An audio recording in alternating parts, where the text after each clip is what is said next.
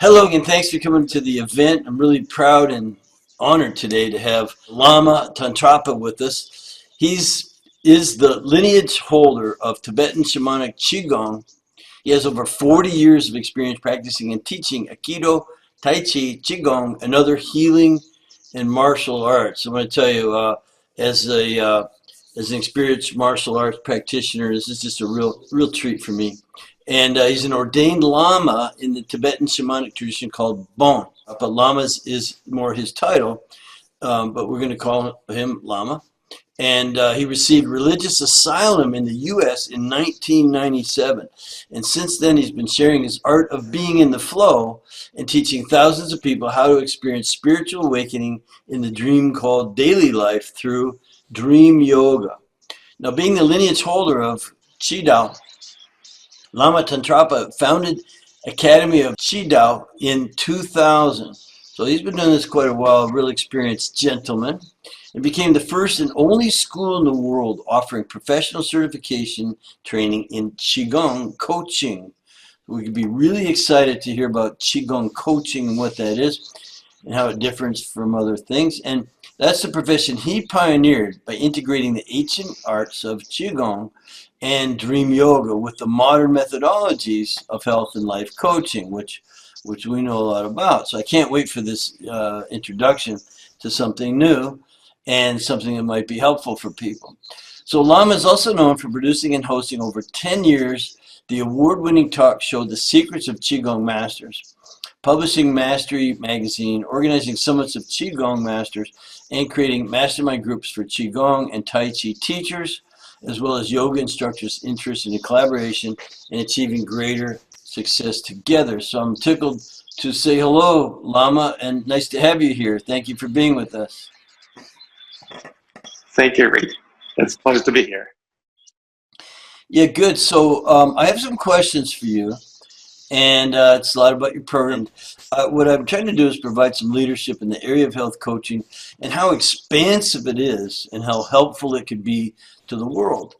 You know, there's medicine, and most people today don't want to take medicine. They want to know what can they do, how can they work on themselves, become better people and healthier people, and obviously more joyful people.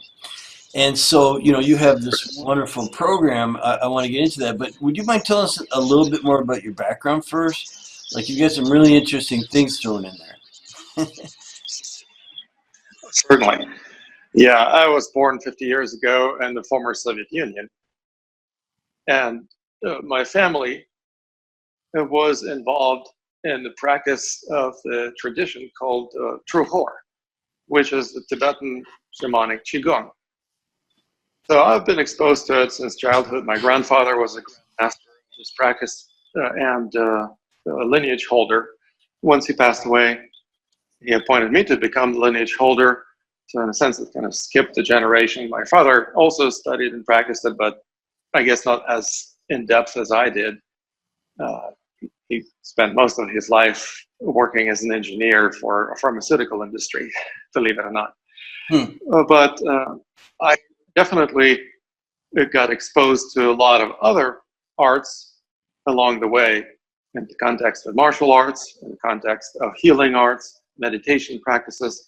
So after serving in the special forces in the Soviet army, I decided, you know, I need to find something better for me to do than being a career diplomat, which is what I studied for. I went to school to become a career diplomat, and I was like, well, the whole country is falling apart. It was around the time when the Soviet Union was collapsing. And so I couldn't figure out what to do with myself, and that was the time when I got approached by two Tibetan lamas. Actually, they had found my grandfather first, and they talked to him. And he said, what do you want from my grandson? And they said, well, we found that he is a reincarnate lama, and you know, through oracle and divination, we basically wanted to connect with him and see if he is interested in pursuing this line of inquiry further. And he said, well, you guys, we got to pray real good for him because he's in military and he's in action now. And I guess they prayed all right because I survived and even though I had a near-death experience. But I figured, well, I might as well take them up on their invitation. They didn't invite me to come to Tibet. They actually invited me to come to Siberia. Siberia, which is where my family originally is from, is actually traditionally a Tibetan Buddhist country, many centuries. And parts of Siberia are still traditional Buddhist countries, even to this day, including Transbaikalia, the area between Baikal Lake and Mongolia, and also on the west side of Mongolia, on the border of Russia and Mongolia and China, there's the area called Altai, and the Altai Mountains became another area where Buddhism and Tibetan shamanism have persevered for a long time, ever since the Mongol Empire and Genghis Khan. And so I basically continued studying and got deeper and deeper into exploring both the energy arts as well as the spiritual disciplines, and eventually got ordained as a Lama. Mm-hmm. Then I experienced a fair amount of persecution. I moved to Ukraine, where my parents live, and actually got into quite a bit of trouble with the local authorities, who threw me in jail once, and I also got kidnapped once, and all kinds of other crappy things happened that basically made me feel like this was not a place where I would be able to survive.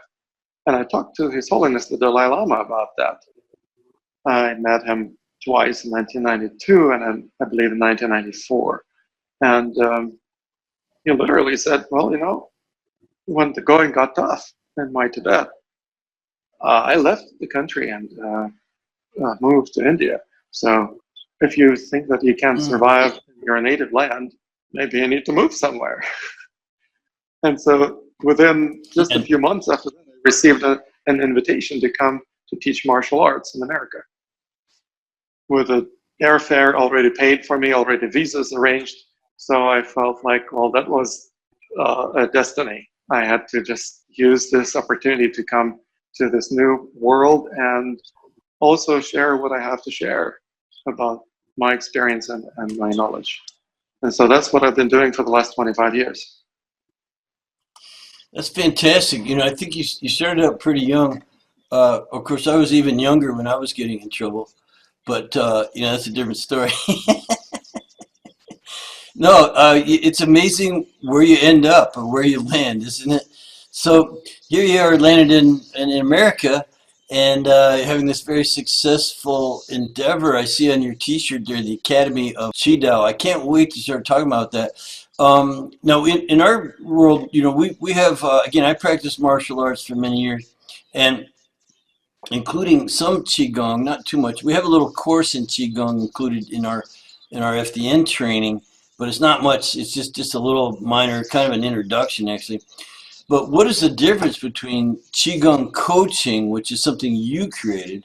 You know, we're health coaches. We are Qigong coaching, and teaching Qigong or Tai Chi. Why are they not the same thing? What's the difference? Well, that's a really good question. As you know, training in any type of martial arts, be it Tai Chi or any other style, or Qigong to that matter, often boils down to learning certain techniques or katas or doing forms. When most people think of Qigong, they mostly equate it to practicing some forms. Mm-hmm. Essentially, the teaching boils down to the teacher or the instructor downloading his or her knowledge into the student's minds. And the student just needs to replicate the moves of the teacher. And if the student moves similar to the way the teacher moves, great. The students get promoted, they consider it a good student, maybe get a belt in martial arts or what have you. In coaching, it's radically different. Instead of the teacher teaching the student what he knows and downloading this information into his brain, the coach actually invites the coaching client or student, to that matter, to discover certain principles. So I do not include any study of forms into Qigong coaching methodology. Instead, we learn about the principles, which mostly underlie all forms. We understand how to test the principles. So instead of the student being tested by the teacher, instead the student is invited to test the principles. And that's something that is going to give the person an opportunity to really discover what works and what doesn't work, and understand why, and connect the dots. In a sense, you would be reinventing the wheel if you go through this process. But guess what? You'll never forget how the wheel works if you reinvented it. In other words, it gives you much greater ability to dive deeper in understanding what works and how, and also you will retain that knowledge and be able to apply it much more likely in your life. So that's why I say that I don't just want to teach another Qigong style to my students. I want them to learn a Qigong lifestyle, something that they would be able to apply to their daily life and transform the quality of their lives for the better. Yeah, I'm starting to understand, because I've taken some Qigong classes, and basically you stand up there and you do the moves, and pat yourself on the back. But it doesn't really get you to change much, and so when you say you model and you invite, that's kind of what we do, is invite our clients to follow a certain way of thinking and these kind of things. Well, so let's look at it from the other way around. I asked you how is it different? How is it the same as health coaching? How is Qigong coaching the same as health coaching? Well, obviously, the primary objective of health coaching is to promote health. And that's what happens when people engage in Qigong coaching as well. They increase their ability to deal with health issues and also learn how to prevent many of these issues or nip them in the bud. In other words, one of the reasons why people experience ill health is because they have energy blockages in their bodies. Anyone who studied Oriental medicine is familiar with this concept that the qi needs to flow freely through all the meridians in the body. And if there are any energy blockages, usually associated with undue tension, that will create a stagnation and deficiency. When that happens, that will obviously wreak havoc in your health. If you don't want that to happen, well, you need to do something about these blockages. And in Qigong coaching, we don't just remove the blockages, which is what most acupuncturists would be doing. We actually learn to recognize that tension, which causes most of these blockages, is not something that is done to us. Nobody does tension to us. We're the one tensing up. If we do it unconsciously, we cannot stop doing it because we don't even know that we're doing it. But once we become conscious of it and we understand the root cause of this tension, then we have the freedom of choice. Then we have the sense of self-agency. We become the captain of our own ship, so to speak. That gives us the ability to have the most direct effect on the outcome of our health, and also be in charge of how we prevent any further health issues instead of just trying to fix what is broken. Does it make sense? Yeah, yes, it makes a lot of sense, because we deal with blockages as well, and they are within you. I'm not sure that there's so much like the sort of spiritual, mental, emotional, or consciousness ones you're talking about. We remove blockages, and I'm familiar with acupuncture. I have lots of treatments like that. So let's go into that a little bit more. It sounds like kind of almost a meditation, because you have to be in that conscious state, a self-aware state, kind of connected to some higher consciousness, or being part of that higher consciousness. Can you explore that a bit with us? How does that fit in? Absolutely. When you start paying attention to yourself, you actually start discovering more about yourself. And knowing yourself is the holy grail of pretty much any spiritual tradition that I'm aware of that is worth its salt. In other words, how can it be possible for us to get to know ourselves? Well, there is only one way to achieve that, is by paying attention to ourselves, because if you don't pay attention to something, you're not going to be able to learn about it. And a lot of people don't pay enough attention to themselves. It seems almost selfish or self-centered or egotistical to pay attention to oneself. But if without doing it, you won't be able to learn anything about yourself. And the way we do it is very specific and also very embodied. So in other words, we don't just think about it. We actually develop the ability to pay attention to certain parts of our bodies. Usually those parts that need most attention will raise their hand, so to speak, or even start yelling at you, hey, pay attention here, it hurts. And if you pay attention to that area of either injury or that's been compromised in some other ways, where attention goes, energy flows. That promotes healing. It's hard to heal something without bringing some life force into that area. And the healing is the insider job. It literally is done through empowering that part of yourself. And so what we do is we learn how to connect with ourselves and how to empower the disempowered or injured parts of ourselves. And we also, of course, recognize that many blockages that we develop as a result of holding tension in our body are actually caused by emotional imbalances and certain traits of our character and certain stereotypes of consciousness and beliefs and misalignment of our values. So that's where coaching comes really handy, because we start working with our values and our beliefs. We understand where we have certain lack of integrity that manifests somatically in a form of disintegrity in the physical body. We also recognize that in order to be able to transform our quality of life, we need to learn a great deal about ourselves. And that is exactly what most of my coaching clients and students spend time doing. They learn a great deal about themselves and also learn how certain principles apply to energy awareness, to body awareness, to kinesthetic awareness. So a lot of things that we do in our practice of Qigong coaching are embodied. We actually engage the physical body in exploration of these principles and testing them. Because it's not like muscle testing, but the principle is similar. Instead of isolating a part of the body where you can do muscle testing, like you're probably familiar with muscle testing, let's say pushing arm down. We are. Subjective. Right. There is always the question, is the person pushing the arm down, pushing at the same level of intensity each time? Right. And also, over time, the muscle will get tired and will start giving erroneous results. So there is a lot of questions about whether or not this is a trustworthy testing method when we do muscle testing. Instead of that, we use the whole body, and we use our breath and our general sense of balance for testing. For example, if you have any tension in your body, it will affect your breath.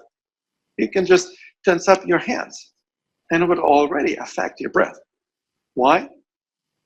Because the central nervous system, when it sends signals to contract to certain muscles in the body, becomes more agitated in general, and actually sends more signals of contraction to other muscles in the body inadvertently, including the diaphragm, your breathing muscle, which of course will affect your breathing. So instead of learning how to breathe right, coaching clients and students of mine actually learn how to use breath as the gauge that allows them to gauge how much they are tensing up or relaxing when dealing with certain issues, with exploring certain courses of action, or even holding certain thought form in their consciousness. And then, when we remove the obstacles on the path of natural breath, by learning how to focus on things that we resonate with, or courses of action that we resonate with, or physical alignments that we resonate better with, the breath will naturally become smoother and deeper. We don't have to fix it. We don't have to breathe right. We actually need to remove the unnatural obstacles on the way of breathing to become natural and spontaneous, and what can be healthier than being natural. So in a sense, we're learning how to be natural. But most people who've grown up in this or many other cultures literally learn how to be contrived or not quite natural. And so we are rediscovering that sense of naturalness and spontaneity, not becoming childish, but becoming childlike in terms of holding less tension in our bodies. If you look at the way that most 3 or 4-year-olds hold themselves, they're really relaxed. And they're not trying to pretend somebody who they're not. But when we go through the process of domestication, so to speak, we learn how to pretend somebody who we aren't. And the more we try, the more tension we develop.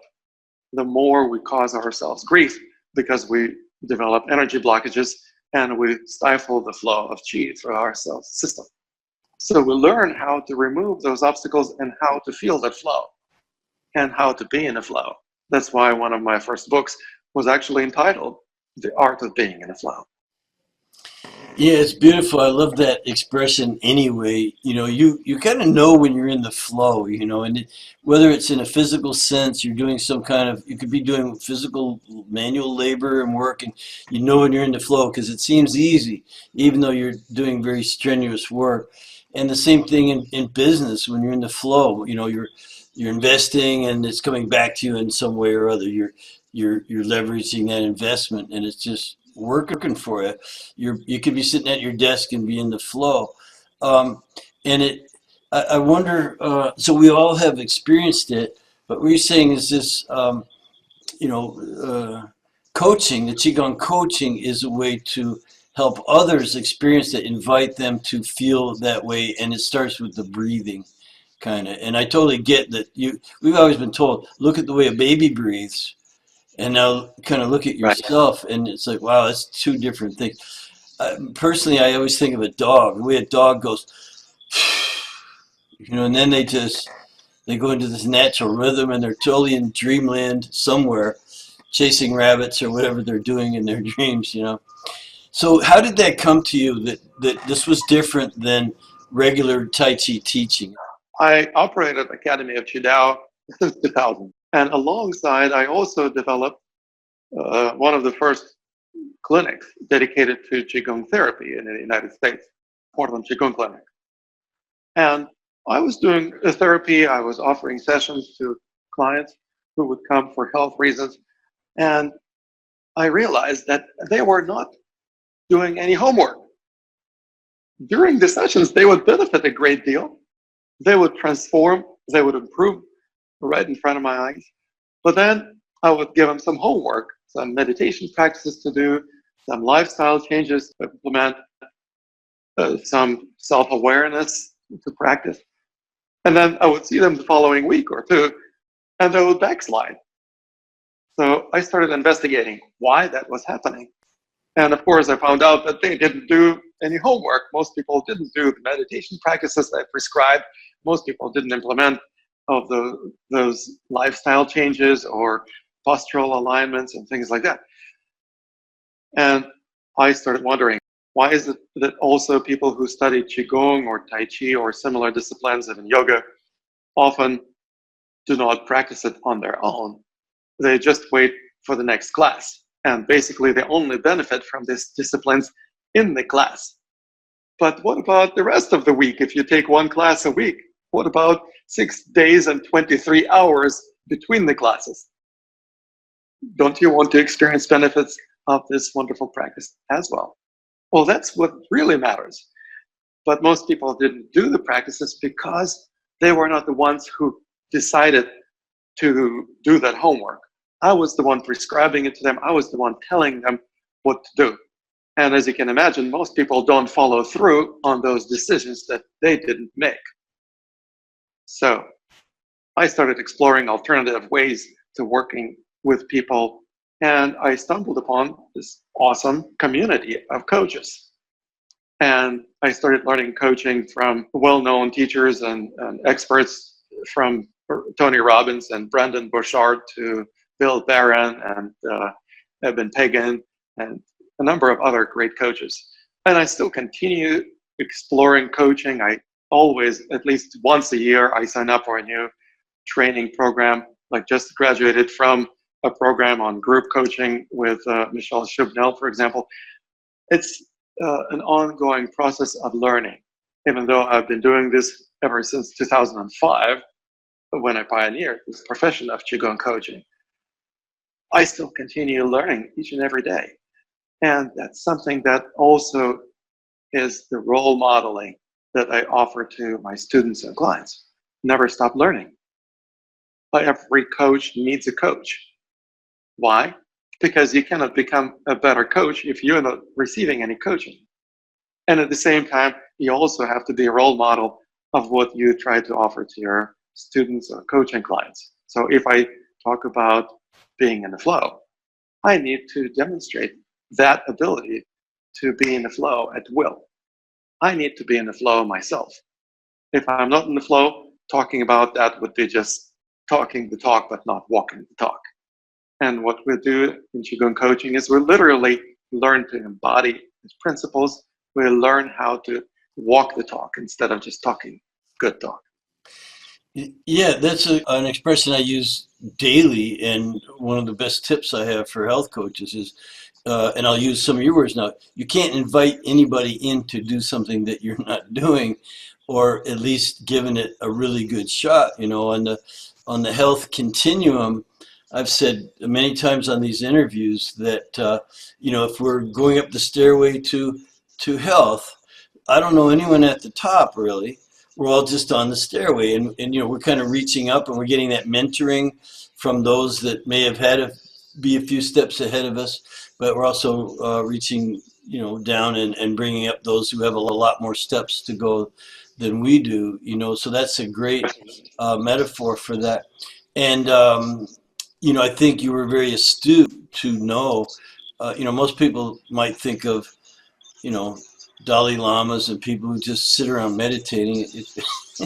It's good to know that they're actually thinking, working, living. They're in the modern world. They're doing things, and you've done this amazing favor for everyone by creating that. So we thank you for that. And another question I think people are going to be asking is, how do you integrate these things? How does Qigong coaching integrate with the ancient arts? Like yoga, Tai Chi, and Qigong, of course. How do you integrate all of that with the modern technology? Because I teach a course in functional lab work. So we go deep inside. We know about mental, emotional, spiritual, mind, body, and things, but we also look at a lot of data. We do blood testing, saliva testing, urine testing, stool testing. We're looking for some of those. It's just a way of identifying, for us, Lama, it's healing opportunities. And so, Right. I'd love to explore the combination of the ancient arts regarding those healing opportunities. And because you already mentioned breathing and directing energy and things like that, but tell us more about if we were able to identify healing opportunities. This person their hormones are out of balance, their immune system is overactive, their digestive system isn't working, they're not assimilating food, and so on. Their liver's clogged up, it's not detoxifying properly. How do you kind of combine these things? For example, you mentioned the immune system. One of the things about immunity is that it is a somatic expression of certain psychological states that we're in. So if you are, for example, really reactive, emotionally or psychologically, what do you think your immune system is going to be like? You're going to have an overreactive immune system. You're more likely than average person to experience anything from allergies to autoimmune diseases. If, on the other hand, your immune system is sluggish, for example, it doesn't even deal with viruses and infections that enter your organism, or may not even take care of the cancer cells that propagate in your body and allow them to turn into tumors. That means there's also a psychological and emotional component where you basically are too friendly to all those cells or microorganisms that are invading your system. And so what we do is we learn to find optimal balance. Not too much yin, not too much yang, using the Oriental philosophy. Mm-hmm. Or in other words, finding the optimal functioning where homeostasis is being supported at maximum, where your digestive system is not compromised. Because your hormones are out of whack, for example. If you are, let's say, constantly stressed, you're going to be producing a lot of cortisol. Cortisol inadvertently will be affecting your digestion and actually often leads to even such things as leaky gut syndrome or inflammation throughout the body. We don't want that to happen, thank you very much. But we need to understand the root causes. If we just try to suppress cortisol without addressing the reasons why we produce so much of it, we will still be producing it. We will still be in a stress mode. We will still be potentially causing ourselves adrenal fatigue and chronic fatigue and similar issues that are associated with being chronically stressed. But how do we get stressed? And what is it that we stress out about? We need to really dig deeper into understanding why we react to stimuli in a certain way. And as we develop a different approach to reacting to stimuli, instead of being reactive, we actually learn how to become responsive. Something really amazing happens. A responsive consciousness, a responsive mind manifests somatically as a responsive immune system that is not reactive. It's not going full bore into the self-defense mode whenever pollen, for example, enters your sinuses. But at the same time, it's not too sluggish, so it is capable of responding in the most optimal way. The same applies to, for example, emotional tension or emotional armoring that people often develop in their bodies. Most people have some undue tension. As a matter of fact, if you have personality, almost guaranteed you have some tension in your body because the personality manifests physically as a certain way of presenting yourself to the world. It's like a mask that we all wear. The personality, the word comes from the word persona, which in the Greek theater in ancient Greece actually was supposed to be like a mask. Apparently those actors weren't very good actors, so they had to wear a mask. It was either a smiley face or a sad face or something like that. Right. Well, if that mask is something that you present to the world, but you don't really feel yourself that way, your identity or the inner side of that mask that fits your face is different from your personality, what other people perceive you to be, or how you present yourself to others. And the greater this discrepancy between the identity and personality, the greater there's going to be struggle and internal tension, and that we basically are going to be constantly pretending to be somebody who we are not, which takes a lot of energy. And if you constantly do it, you are going to be constantly struggling against your authentic flow. So what we'll do is we'll learn how to stop struggling, how to uncover these unconscious strategies for struggling against the flow that are associated with different personality types. We identify which of these strategies we utilize, and then we exercise the freedom of choice. If we become conscious of these strategies, then we have the freedom whether to keep doing it or to stop doing it. And we constantly test this as to whether or not we hold ourselves differently in our physical bodies with a very precise way of looking at the physical structure. We can actually tell what state of consciousness the person is in, what energy center he or she is using more, what is the likely reaction that any stimulus would engender in that person, what they're capable of, what to expect of them. And basically, you can read the person's mind by just simply observing their body. It goes way deeper than just understanding body language or just, basic holding patterns.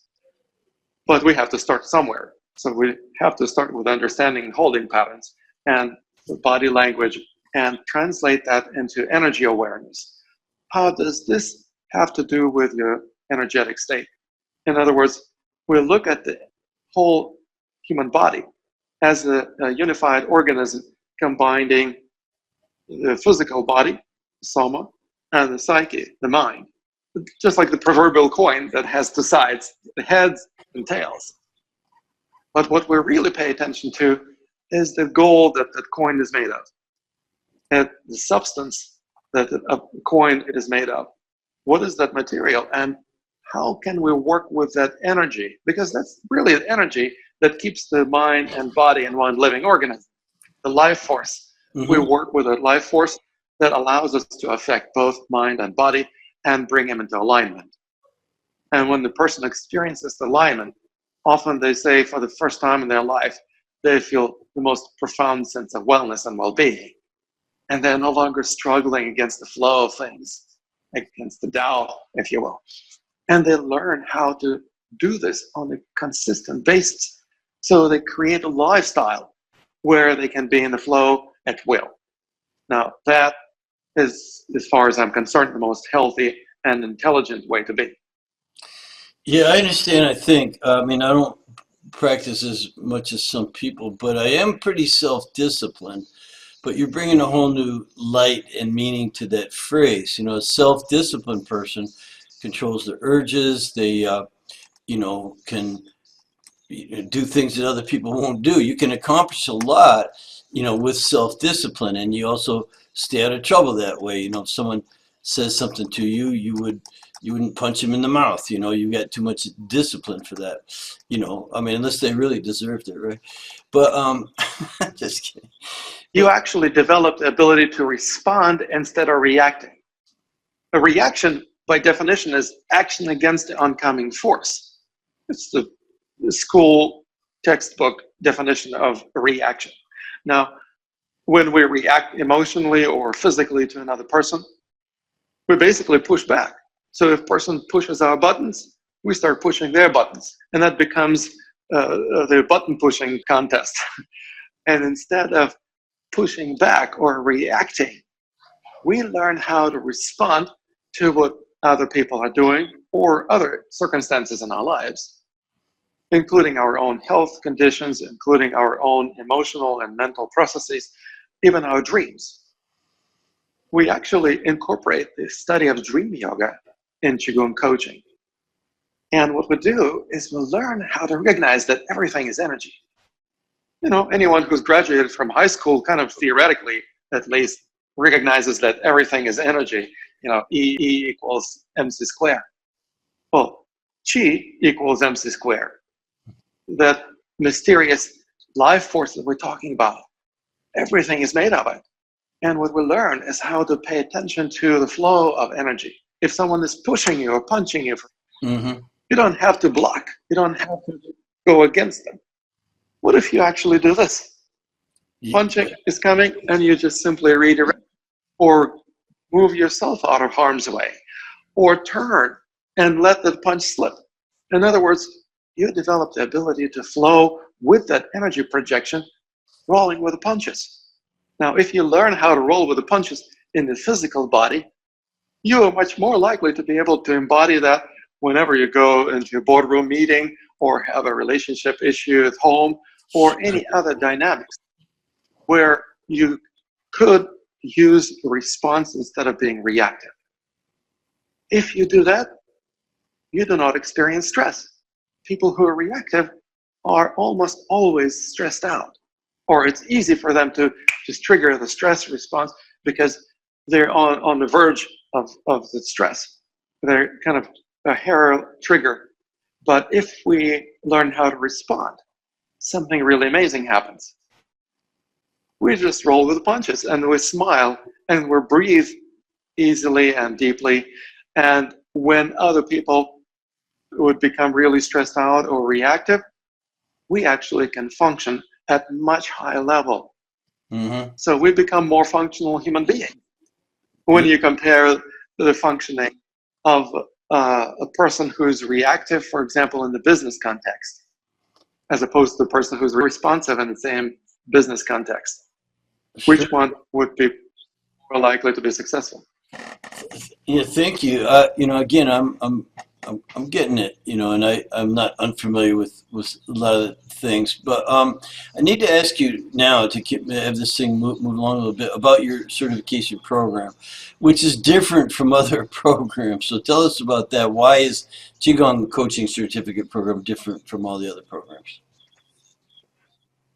Well, there are several reasons of why our program is different from other health coaching programs.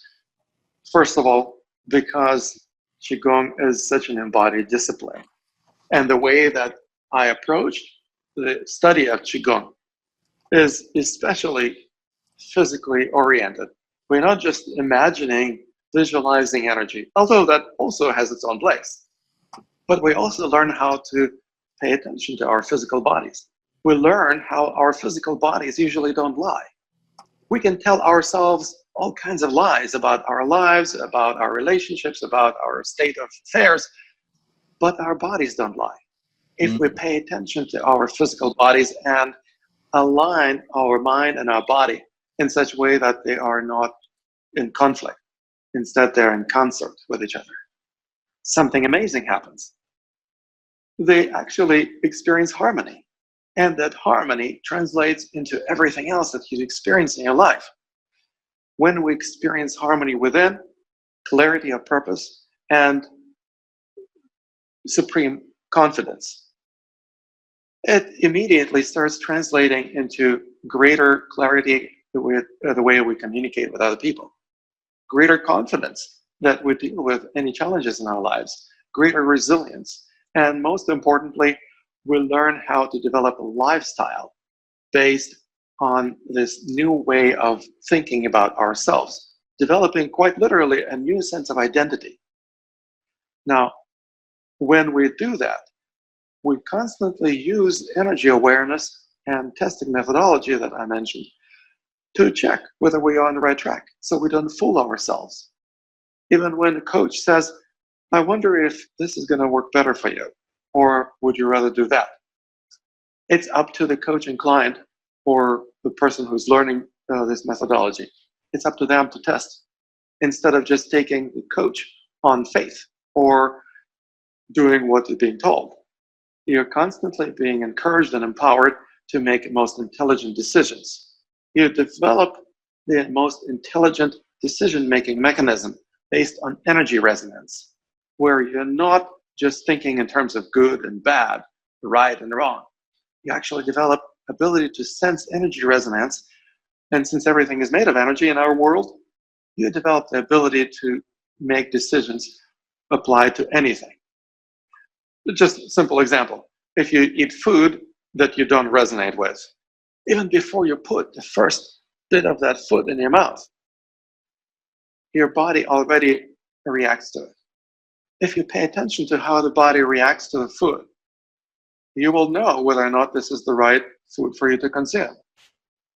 If you feel like your body is relaxing and you have a sigh of relief, and you feel like your breathing becomes deeper and smoother, your body resonates with this food, and it can apply not only to the food, but to virtually anything. Fantastic. When you resonate with something, you also develop the ability to feel the flow. Because when you resonate with something and you actually move in that direction, how does it feel? Good. It feels effortless. It feels like you're not struggling anymore. Now, if we learn how to stop struggling against the flow in our lives, how will it affect our health? So that's definitely a unique approach that we're bringing into the health coaching industry. Another thing that we also do is we focus a great deal not only on the methodology of Qigong coaching in our certification program, we also focus a great deal on the business development. Literally, just as much time and energy and resources are spent on developing understanding and expertise in Qigong coaching methodologies and how to coach other people using Qigong coaching. We also spend just as much time and energy on developing business expertise. So in our program, we learn how to become a successful Qigong coach, how to develop your sphere of influence, how to identify not only your niche, but create your signature program, how to establish yourself as an authority in your field, how to develop online presence, how to work with people using modern technologies, just like we're talking right now, using video chat and other video communications. Remarkable. It's amazing. We live in the first century, but many people are still not comfortable with using online technologies or don't even know how to start a blog or create an online course. We cover all of this. As a matter of fact, I even provide the graduates from our program a new website designed specifically for Qigong coaches. So you just put your name and your bio and your headshot and your logo into it, your contact information. But basically, the meat of that website is already put together. And that's not all. You also receive a marketing funnel complete with a webinar that explains the benefits of Qigong coaching and leads to a marketing lead magnet. Basically a simple online course that you can actually sell. So you can offer it for free or you can sell it. And you don't even need to create a course if you don't want to or don't have time. You just hit the ground running right away. And all of this is included in our program. So this would be for health coaches or people who want to help others. I mean, it sounds like the practice itself would be good for everybody. Let's talk about that. Who it's for and what are the prospects for your graduates if they do all that? Well, first of all, who is it for?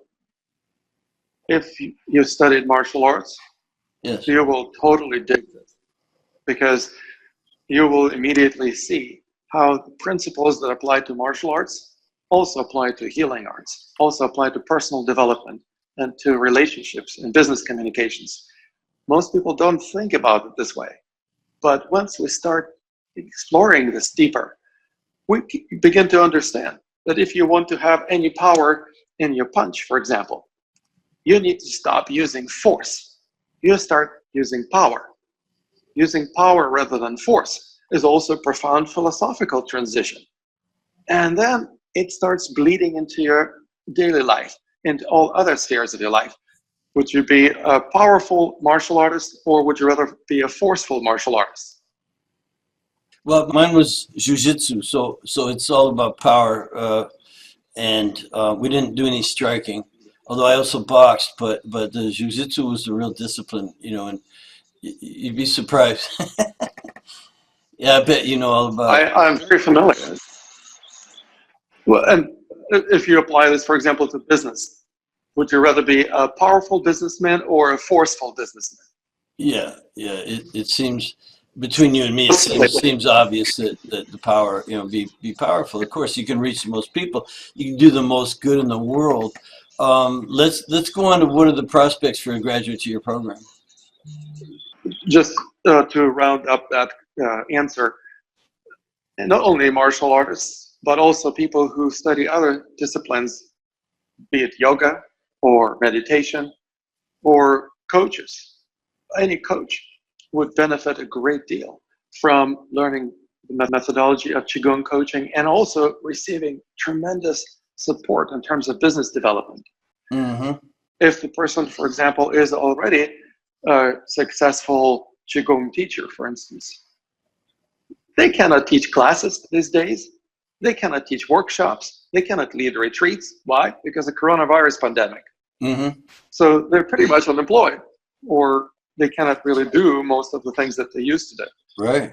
How do I know? I interview a lot of them. I have the talk show called The Secrets of Qigong Masters, and I organize Qigong summits and mastermind groups. So I am constantly keeping the hand on the pulse of my industry. I know they cannot really do their work. Now, what if they learn how to become a Qigong coach? All of a sudden, they can work with people from anywhere in the world as long as they speak the same language and have internet connection.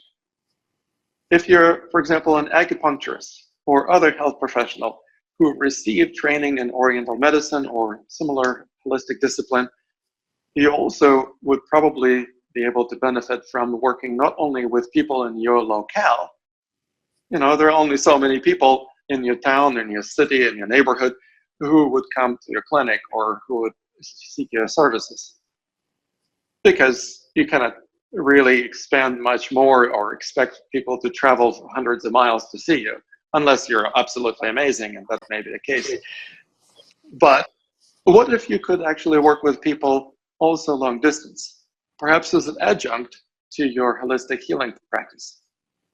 And many of my graduates are not only doing Qigong coaching 100% of time, full time. They combine it also with other practices, be that a practice of acupuncture or massage or natural medicine. Many of them are not even healers. Many of them are singers or artists because they want to learn how to be in the flow. And they went through my programs, and now they offer this to other singers or to other artists. Mm-hmm. Many of them are lawyers. Believe it or not, a lot of my students actually are lawyers. Would you want to be in the flow when you go to court of law to present your case? Of course, if you're not in the flow, you'll be bumbling and stumbling and will not be very effective and very successful as a lawyer. And plus, lawyers and many people in similar fields are constantly stressed out and drink alcohol and literally wreak havoc in their health. What do you do if you don't want to burn out to sin? Well, you need to actually change your lifestyle in alignment with your highest values. Well, we need to actually know what our highest values are. And so a lot of people who work with me in this capacity actually integrate Qigong coaching principles into other modalities. And they also, of course, offer Qigong coaching as a standalone service. Many of them do. Those of them who are particularly successful also start leading workshops, also start developing their own programs for people perhaps dealing with particular type of issues, be that parenting or stage fright or other issues. Gamut of issues can be addressed with Qigong coaching. But most importantly, they learn how to become more functional human beings, and in terms of physical functioning, emotional functioning, the functioning of their immune system, their relationships, and developing greater self-knowledge. That is the key to enlightenment, to awakening in this dream that we call our life. And that's what I'm mostly interested in, and that's what I support my students and clients to experience as well. Remarkable. I'm going to change gears here just a bit. What separates professionals from others, in your opinion? The ones who are able to help the most people. I consider that being professional instead of being a hobbyist. You know, you could do this as a hobby. You can do health coaching as a hobby. It's a great hobby. Generally, though, for me, hobbies cost you money. You know, like I have hobbies and they cost me money, but my profession makes me money. You know, like I couldn't imagine a lawyer saying, "Well, I'm just a hobbyist." You know, no, they're damn professional, and that's how they make their living. So, what do you think separates one from the other? Integrating the Qigong coaching. That's a really good question. What's the difference between amateurs and professionals? Well, amateurs, by and large, dabble and do not go very deep. If you go deep, you almost are operating already at the level of a professional. The only difference is that professionals charge money also. At least most professionals do. Many professionals work for themselves. So they also their own boss, which is a great benefit from being a health coach or Qigong coach, because you work for yourself. You're your own boss. It's a dream job for most people. How to transition from an avocation to a vocation is a really important transition question. And we need to do this while we are going through the certification program, because as you start the certification program, as a hobby, it costs you money, or I would say you invest money into it. But how do you receive return on investment? How do you become a professional in it? Well, in order to graduate from my program, I require that my students would have a minimum of 25 documented Qigong coaching sessions. If you have 25 documented Qigong coaching sessions over the course of 3 months, or however long it's going to take you to actually coach 25 people, if you do one session per person, it's 25 people. Mm-hmm. You can also coach 5 people, give them 5 sessions each. Right. You don't have to charge them anything. If you don't charge them anything, you just explain to them, look, I'm going through the certification program. I'm learning how to become a Qigong coach. Would you like me to help you to the extent of my ability? And I will be getting better and better at it as I continue working with you. Well, some people will say yes. Some people will say no, even if you're not charging anything for it. But as you do this, you will first learn how to enroll people as your coaching clients. Second, you learn how to coach them. Third, if you've given a person several coaching sessions free of charge, you can ask them, well, I have given you several sessions. Now I'm graduating from my program. I want to actually start my practice. Would you like to continue working with me? Some people say yes. Some people will say no. Those who will say yes will actually become your first coaching clients. You literally will graduate from our program and already have a coaching practice built for you. That's great. Fantastic. It's an important transition that many coaches struggle with. How do you transition from getting certified to actually being successful as a coach? Well, we actually take care of it. It's embedded in our program. When you go through it, you will experience this transition, and we will walk you by the hand so that you make this transition successfully. That's really innovative and remarkable. Lama, well, thank you so much. We're going to put all the information to get in touch with you into the show notes, of course. You've really brought a lot of light to the idea of coaching from a more centered and spiritual manner, a more conscious manner. The idea of being, instead of reactive, to be responsive is, just an art form in a sense. I know they consider Qigong and these Tai Chi and things to be a martial art, and you've explained it very well done, Lama. With all of the most respect, I say that. And I want to thank you again. Would you like to leave some parting words with our tribe here? You're probably speaking to 20,000 people right now.